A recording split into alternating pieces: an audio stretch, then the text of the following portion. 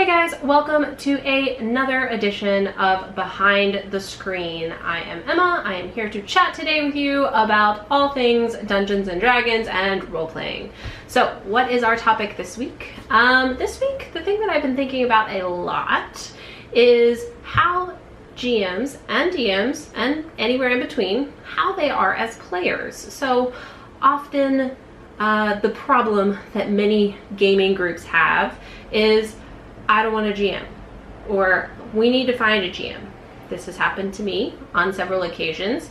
I actually got pinged through Facebook to start a game because they didn't have a GM and they had never played before and they were really nervous. So now I'm running a game for a bunch of people because they didn't have a GM. This seems to be a common thread that comes up a lot in message boards, on Reddit, on YouTube, on Twitter, on pretty much anywhere where people talk about D&D. There seems to be a shortage of GMs in the world. Insert Princess Bride reference here. The point being that because I am a DM or GM, depending on your preferable term, I don't have a lot of opportunities to play. That being said, I'm currently in 7 games. So I'm currently running 3 and I'm actually playing in 4. So in actuality, I get to play a lot. I get to play a whole lot more than I get to DM. But when asked the other day whether or not I enjoyed GMing or playing more, I actually said I enjoyed GMing more, which I think is an odd thing for a lot of people. Most of the time, people bemoan the fact that their friends won't try GMing and that they have to GM all the time and that they never get a chance to play. Now, I'm in a very fortunate situation that I have a lot of games going because I'm a crazy person, but I do. I have a lot of opportunities to play on both sides of the screen. So what really the issue that I see is that I would rather GM than play, which is not a problem. However, when people are talking about the style of play, what you like to play, you're often better at describing things that you have played. So I have a friend who plays a rogue. A rogue was the very first character that I ever built. I'm pretty comfortable explaining the mechanics of how a rogue is. Now, keep in mind, I'm a new DM. I'm new to role-playing games in general, so it's a very steep learning curve. I have also played a paladin. I have played a barbarian. I've played a lot of melee classes. I haven't played a lot of spellcasters.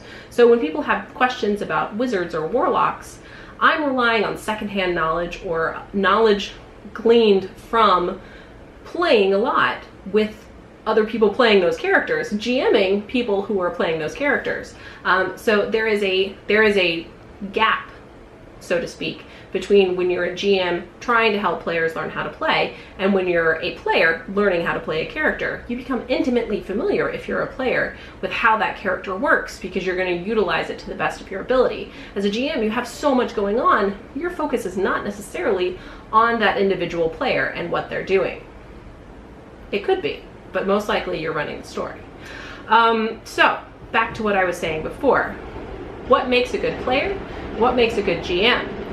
I firmly put myself in the category of GM, and I think that's because I like the storytelling aspect. The thing that got me into Dungeons & Dragons in the first place was this concept that I would get to tell an epic fantasy story where all of my friends would sit around the table and they would help me weave something that it amalgamated itself into an even bigger story than the one that I had in my head. And that's been my experience completely through the entire year now that I have been involved in Dungeons & Dragons. I have always found the best part is when the players take the story that I have set in front of them and they do a complete left-hand turn and they go off on a separate thing, and who knows where they're going to end up, and you just roll with it and the story evolves with you as you're playing. That is what I love about Dungeons & Dragons. The physical mechanics of the game are there to hold that together. That's the scaffolding that holds that storytelling together, because you could sit around and just tell a story, but it would not be as epic as when the D20 rolled a 1. So back to my point.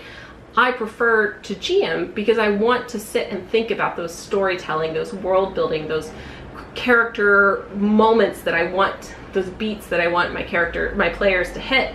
I love that. I love planning out all the different traps. I love planning out all of the different sort of puzzles that they're going to get through. Like, how are they going to figure out that the bad guy is actually the guy who is masquerading as the King of Thieves? They have to figure it out.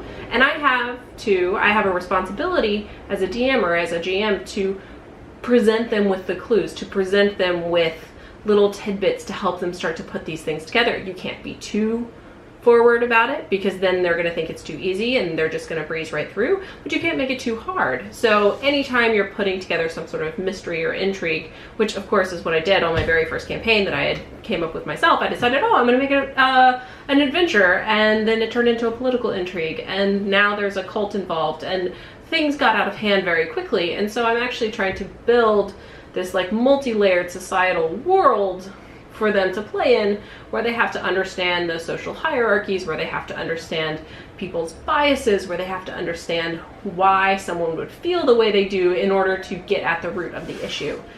That is fun for me as a GM. As a player, I hate it. I will honestly come forward right now and say, I am a terrible D&D player. Really, I am. I want to hack and slash things. I want to loot. I want to run amok. I basically am a murder hobo when I play.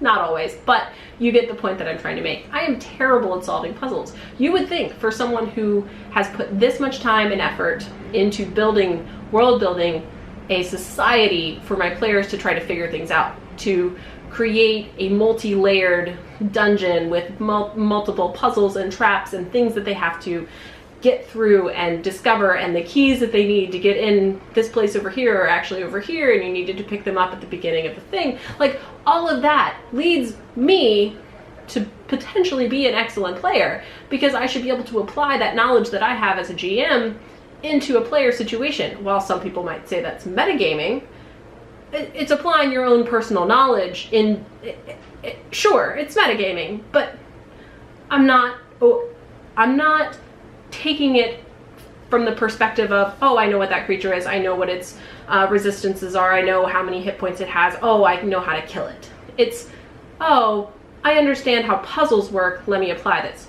Apparently I can't do that. I get into a situation where we're in a campaign right now and we're trying to figure out who shot first in a battle between these two different gangs, and I'm like, just tell me who I need to kill. That's a terrible player. I need to work on this. So that's what I've been thinking about this week, is how can I apply the things that I know as a GM to being a better player.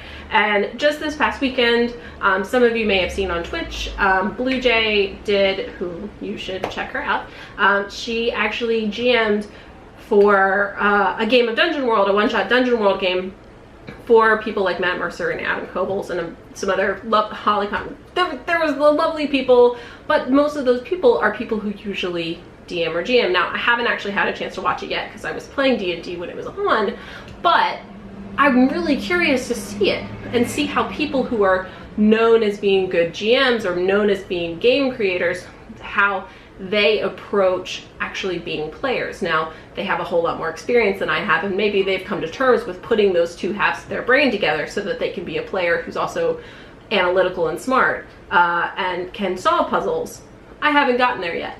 But anyway, so I'm excited to watch that and see how that works and how GMs work within the framework of actually being a player instead of GMing. So that's sort of been the main topic on my mind recently, and I don't have a solution for it yet. I'm still working to think about how I can be a better puzzle solver. Maybe that's just stepping outside of myself when I'm playing, even though I'm trying to role play. Maybe that's doing Sudoku puzzles. I don't know the answer. That's why I'm here. But I've also never been good at puzzle problem solving like that. I like being able to very clearly see the path. I'm very logical, I'm very straightforward, and when I don't have enough information to put all the pieces together, it frustrates me. I find it very irksome when I don't even know where to go to get the information that I need. That's when I get frustrated and I just want to smash something. So often it is that is my roadblock to being a good participant, a good role player, a good player in someone else's campaign, is often I'm like, well, I don't know what the next step is, so I kind of am, somebody tell me what to do. And that's what I'm trying to figure out how to get around. So if you guys have any tips or tricks about how you approach solving mysteries in your games when you're a player, or how you have presented how you have presented mysteries or puzzles to your players in your own games, if you are a DM or a GM, I would love to know. I really would, because it's really kind of sticking. Like, it's really bothering me that I'm not a better player. I can role play, I can roll dice, I understand the mechanic of my particular character, as long as I'm, you know, I've taken the time to sit down and learn how my character works. But I'm really bad at that extra level of, okay, we are presented with, we are at A, we need to get to Z, the alphabet is not in order, figure it out. And I'm like, okay, well, all right, can I smash something yet? So anyway, I think that's gonna be it for today. If you have any comments, obviously leave them below. If this has sparked any interest for you, you can tweet at me, you can reach out however you want. I'm happy to chat. As always, don't forget to like, subscribe, share, support us on Patreon, and I guess I'll see you on the next adventure. Bye guys.